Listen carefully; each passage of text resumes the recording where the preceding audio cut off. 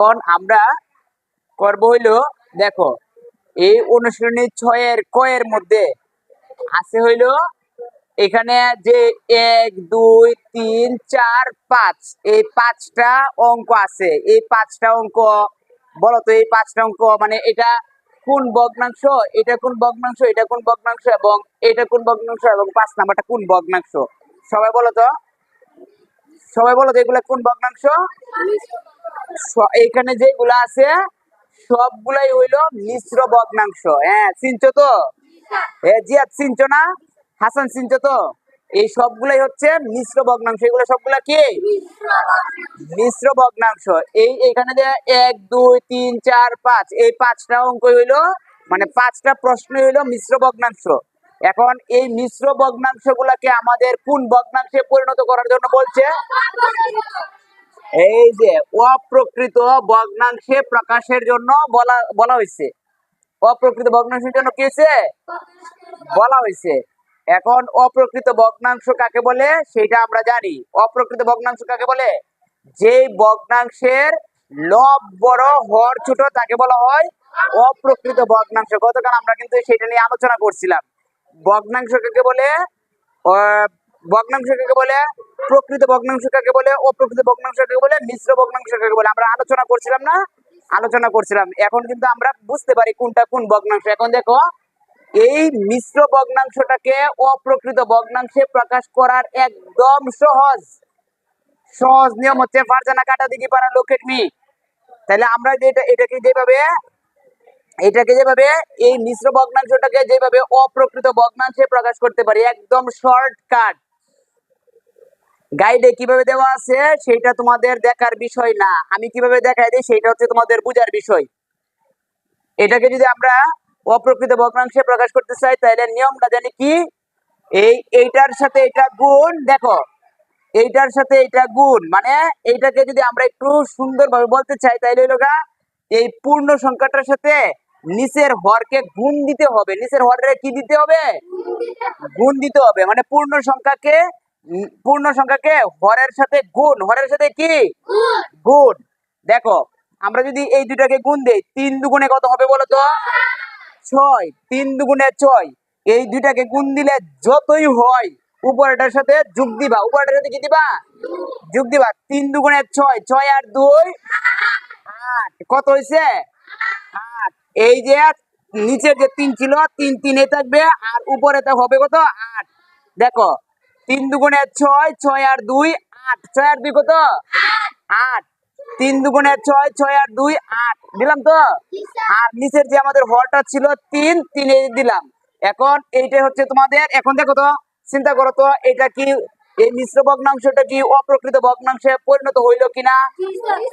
হয়েছে না? অবশ্যই এটা অপ্রকৃত ভগ্নাংশে প্রকাশ হয়েছে। অপ্রকৃত ভগ্নাংশের সংজ্ঞায় আমরা জানি কি, যে ভগ্নাংশের লবটা বড় হরটা ছোট তাকে বলা হয় অপ্রকৃত ভগ্নাংশ। সহজ সহজ হচ্ছে না? তাইলে এখানে তোমরা ছোট করে উত্তরটা লিখে দিতে পারো, ছোট করে এখানে উত্তরটা লিখে দিতে পারো। ঠিক এমনি ভাবে এইটাও একই সিস্টেম।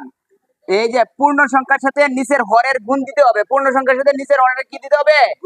গুণ দিতে হবে। যদি গুণ দেও 3 নং 27 আর 1 27 আর 1, তার মানে কত লিখবো আমরা?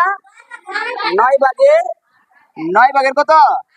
এই যে লিখলাম 9 ভাগের 28। দেখছো এখানে আমাদের এখানে যে আমাদের যে প্রশ্নটা করছে মানে অপ্রকৃত ভগ্নাংশে প্রকাশ করো, তাইলে কি আমাদের এই প্রশ্নের সাথে অঙ্কের মিল পাইতেছো না? মিল কিন্তু পাইতেছো। মানে আমরা জানি কি অপ্রকৃত ভগ্নাংশ হলো উপরে লব বড় হবে, হর ছোট হবে। হর কি হবে? ছোট হবে। এইখানেও তোমরা ছোট করে দিতে পারো, একটা উত্তর কথাটা লিখে দিবা। এখন তোমাদের এখানে একটা কথা থাকতে পারে যে স্যার আমরা যদি গুণ না পারি, আমরা যদি নামতা না পারি তাইলে এদের কিতা করাম? তাইলে আর তোমার হাত গুটায় সুন্দর করে বসে থাকলেই চলবে, আর কোনো কিছু লাগবে না। আর কোনো কিছু কি করা লাগবে না? লাগবে না। এখন দেখো এটাকে পূর্ণ সংখ্যার সাথে নিচের হরের গুণ দিবা। 5 11 কত হবে? 55। 5 11 55 আর 5 60, তার মানে 11 ভাগের কত হবে? 11 ভাগের কত? 60। এই যে 11 ভাগের 60 দিয়ে দিলাম এবং এটা হচ্ছে আমাদের উত্তর। এটাই কি উত্তর। এরপর দেখো মানে এখন তোমরা তো মিল পাইতেছো, অপ্রকৃত ভগ্নাংশ চিনতেছো না, মানে নিচের উপরের যে লবটা আছে লবটা বড় হয়ে পড়বো, হরটা ছোট হয়ে পড়বো, ঠিক আছে। এরপরে দেখো এটাকে আমরা কি করতে পারি, 6×10 = 60, 60 আর 3 63, তার মানে আমরা কত লিখতে পারি, 10 ভাগের, এইখানে তোমরা উত্তর কথাটা লিখে দিবা, উত্তর কথাটা কি করবা, লিখে দিবা। হাসান মিয়ার কাছে কি সহজ লাগে নাকি কঠিন লাগতেছে?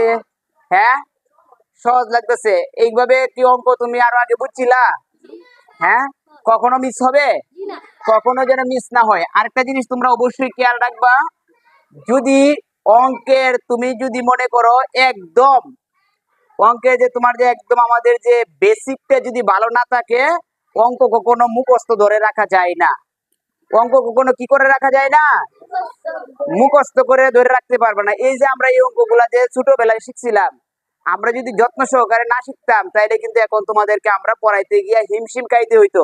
এখন আমাদের মতো তো আরো অনেক স্টুডেন্ট আছে, কিন্তু তারা কিন্তু এরকম ভাবে এই বিষয়গুলা কিন্তু এইভাবে তোমার এই বিষয়গুলা কি করবে না, তাদের মাথায় হয়তো বা এরকম ভাবে বিষয়টা নাই।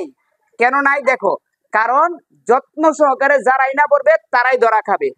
কারণ অঙ্ক যদি আমি যদি এখন তোমাকে না বুঝিয়ে দিতে পারি, তাহলে তোমাকে তুমি মুখস্থ করে কতক্ষণ ধরে রাখবা, মুখস্থ করে তো খুব বেশি ধরে রাখা যায়ও না, একবার তুমি পড়বা আরেকখান থেকে বুঝলে যাইবা গা। কিন্তু যদি তুমি এই যে আমরা যে বড় বড় যোগ বিয়োগ গুলা করি, গুণ ভাগ গুলা করি, আমরা কিভাবে করি, নিয়ম মাফিক করে যাই, নিয়ম মাফিক কি করে যাই। দেখো এখন দেখো 20 দুগুণে কত হবে, 20 দুগুণে 20 দুগুণে কত, 40 আর 1, তার মানে আমরা কত লিখতে পারি, 2 ভাগের, 2 ভাগের কত, 41। আমরা মিশ্র ভগ্নাংশ গুলোকে অপ্রকৃত ভগ্নাংশে প্রকাশ করে ফেললাম। ক্লাস কি সহজ লাগলো নাকি কঠিন লাগলো?